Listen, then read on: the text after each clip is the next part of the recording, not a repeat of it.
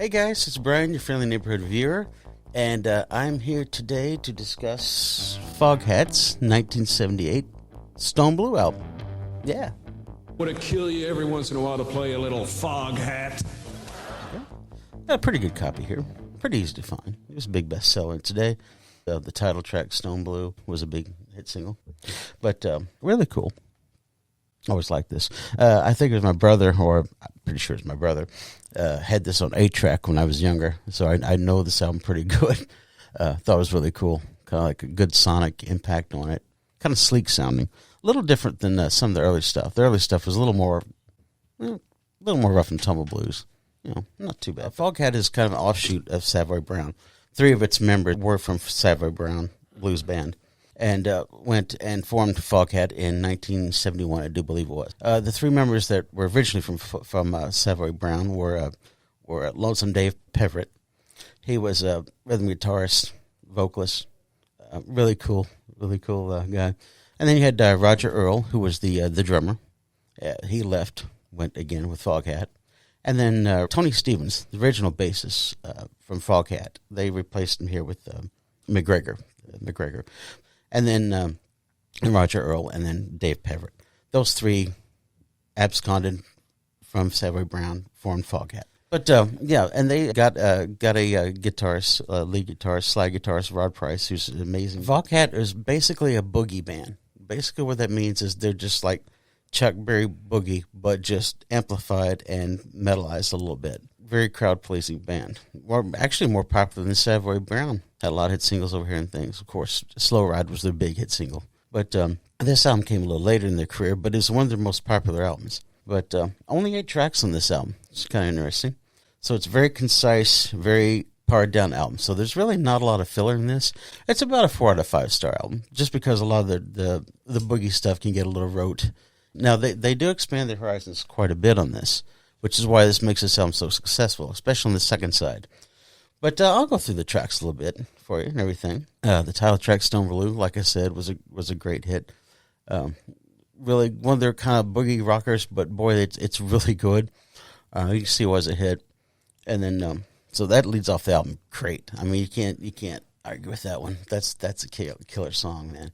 And then they keep their blues roots with Sweet Home Chicago, which is the next track, which they kind of medley it with, I believe My Time Ain't Long. They do a pretty good job with that. I like the way it starts out because it's really kind of a slow acoustic kind of thing.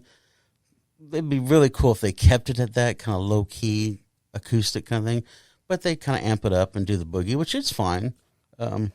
It kind of illustrates, I remember reading in Rolling Stone years ago when I've got their record guides, and I do believe they said with Foghat, it's like, I'm kind of paraphrasing, but it's like they'll never be the worst Chuck Berry interpreters, but they won't probably be the best, something like that. You know, it's kind of like that kind of thing. With this album, like I said, with the Sweet Home Chicago, they do a great job of it. It rocks and all that, but it's like, it's okay. If you've heard versions of the song, you know what I mean. It's the authenticity of it, but it's okay.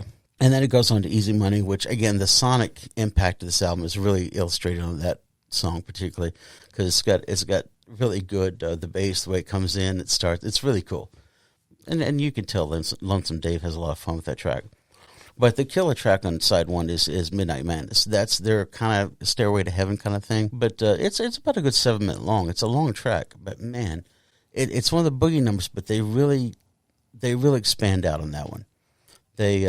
I mean, even the middle section, man. When they go to that middle section, you hear that bass, do-do-do-do, do-do-do-do, that kind of stuff.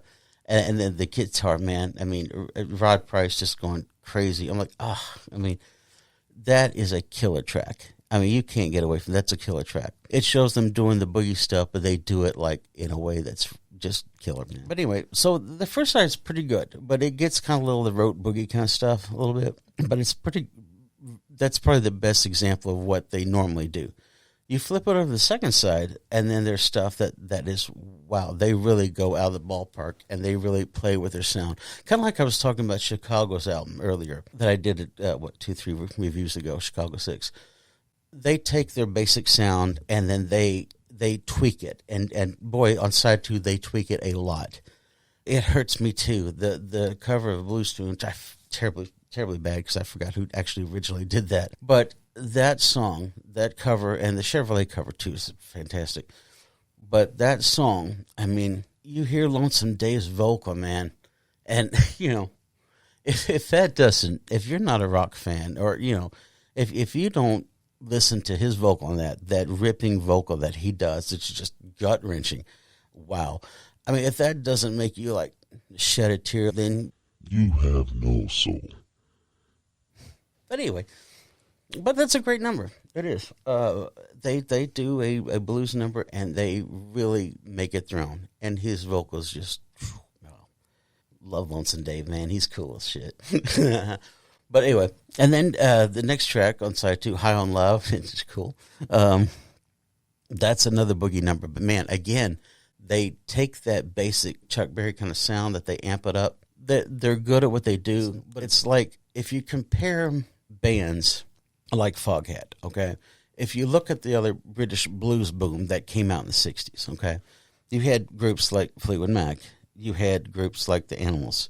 You had groups like the Rolling Stones that took blues and took it to another level, okay? These guys, kind of like George Thorogood, okay? George Thorogood or like the Blues Brothers, what Dan Aykroyd and John Belushi did, that's more kind of the bar band kind of thing, okay? They kind of tread a line between that. So they can do great bar band stuff like George Thorogood can, but George Thorogood can also write like a Bad to the Bone. They can do that too. And they do that very well here because they really push the boundaries in their sound. So High on Love is another great rocker like that. It really does. It works very well. It's just a killer song. But the two songs, Chevrolet and especially Stay With Me, those really, Chevrolet is my favorite songs of theirs. I just love that song, man. I know it's not theirs. I know it's a cover version, but it's great. I mean, a really great song. It just kicks ass, and it totally takes the album unexpectedly. Same with It Hurts Me Too. I mean, when you hear It Hurts Me Too, it just kills you because you like, wow. If he had done that kind of vocal stuff and that kind of style maybe on Sweet Home Chicago and like tone it down, do like acoustic version of that, give it some little more variety, because the album needs a little variety. It kind of has that kind of problem with it. It's a little, some of the Chuck Berry stuff can get a little rote if that's all you're doing. But Chevrolet's a fantastic cover version of that. And then to Stay With Me, kind of like Boston's Let Me Take You Home Tonight, because this album actually reminds me a little bit of Boston and the way it's constructed and everything. But Stay With Me is a great song, certainly just as worthy as Let Me Take You Home Tonight from Boston's first album. But that song is killer, man. There's songs in here that are just killer. Just classic Foghat. Like I said, great album. About a 4 out of 5 stars. I definitely recommend it. I can't believe critics give these albums like 2 stars, 3 stars. Good Lord. I don't know what critics are thinking. But anyway, great band, hard rocking band, well-touring band. Unfortunately, none of them are alive now, other than Roger Earl, the drummer. He's still alive, I think, and keeping it going there with different groups. Again, if you don't know Foghat, Slow Ride, this is a good album to start with. This is a good taste of what they do. It's a little sleeker than some of their stuff, but very well produced and everything. Not bad. 4 out of 5. Anyway, all right, guys. Appreciate it. Appreciate the reviews, the comments, and all that stuff. Hopefully I'm doing a good job. Hopefully you enjoy it, find it fascinating. I love talking about this stuff. I love old vinyl. You can't go wrong with old vinyl.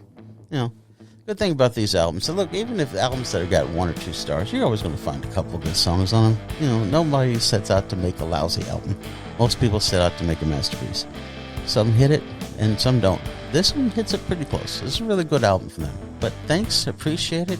Enjoy doing this. Let me know what you think about this album. I always like to ask that because I'm curious what people think about these albums I bring up here. But be good to each other, love each other, appreciate everything. Thanks, guys. Have a good day. Bye-bye.